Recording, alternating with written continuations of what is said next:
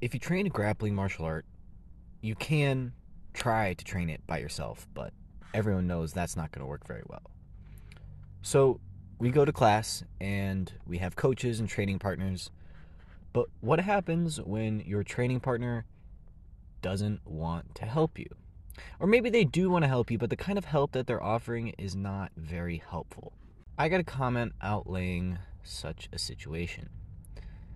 The commenter described himself being a more inexperienced practitioner, would go to class and the coach would show a move or technique. Then as we would break off into groups, occasionally they would get paired with a more advanced white belt, and it would start off all right. The technique would be getting repped as the coach was showing it. However, very quickly it would devolve into the 4-stripe white belt, working the technique the way he wanted to work the technique, and it kind of just went down a rabbit hole of chaos, not at all what the instructor intended. He tried ignoring it, but that seemed to be the end of the comment. So I guess this is my take on the situation. Ignore it. Does that mean you just passively accept what they're doing and kind of go along with it because they have a few more stripes on their belt? I wouldn't recommend that.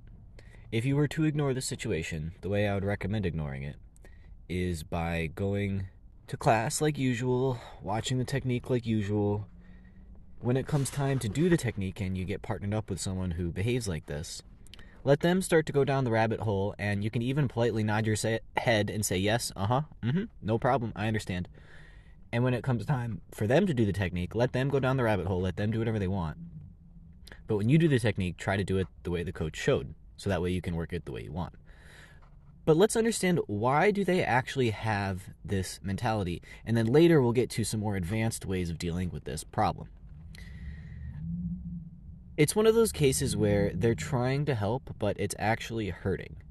And the reason they're trying to help is because maybe they have a few stripes on their white belt, and this is especially common in early blue belt, but they're starting to realize that there's a difference between drilling a technique and actually sparring with the technique.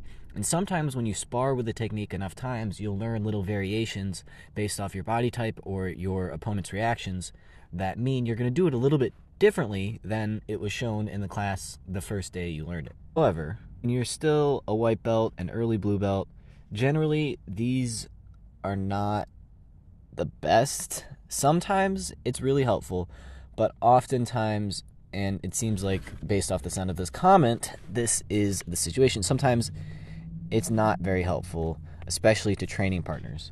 So what I would recommend is, if you feel like you want to go down a rabbit hole with somebody and explore variations of technique, do it after class, because during class, if you are trying to work on your own stuff, it's like, why did you even show up to class? Like, just, work on your own stuff at home, I suppose, if you're that good.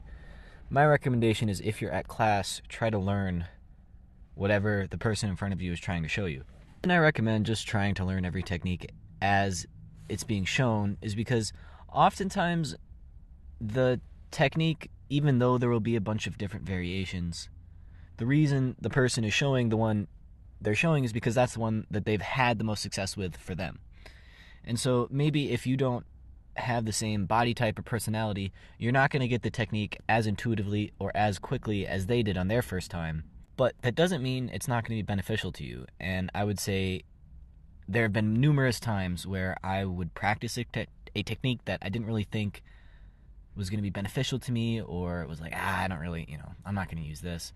Then a few months to a few years down the road, it was something I was actually using pretty commonly.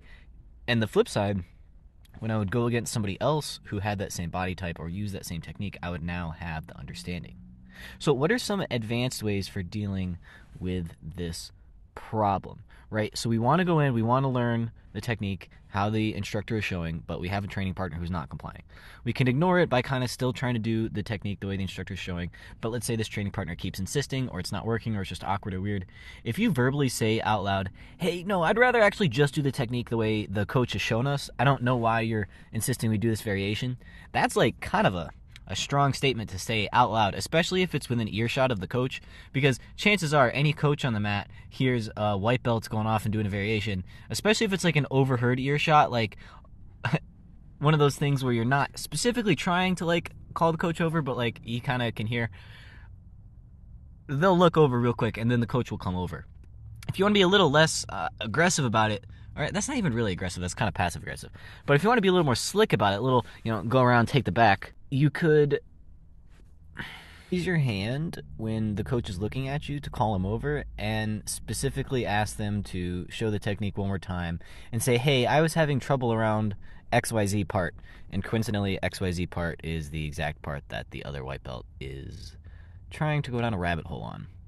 Now, I don't want you to think that you should never go down a rabbit hole either, because there are certain benefits to that. Support the channel by leaving comments, because I will respond to your questions with videos.